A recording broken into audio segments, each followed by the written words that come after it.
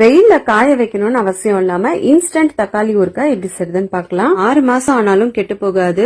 வெறும் சாதத்தோடவே பிசைஞ்சு சாப்பிட்டாலே அவ்வளவு சூப்பரா இருக்கும். இதுக்காக 1 கிலோ தக்காளியை நல்லா கழுவிட்டு ஈரம் போக தொடச்சிட்டு சின்ன சின்ன பீஸா கட் பண்ணி வச்சுக்கோங்க.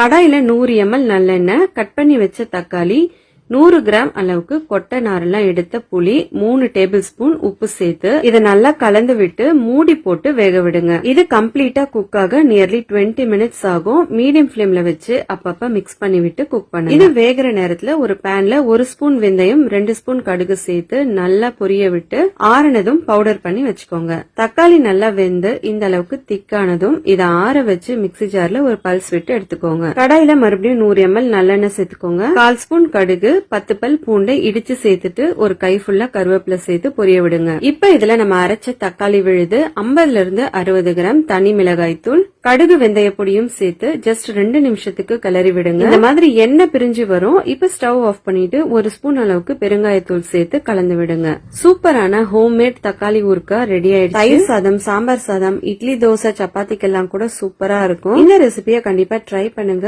தேங்க்ஸ் ஃபார் வாட்சிங்.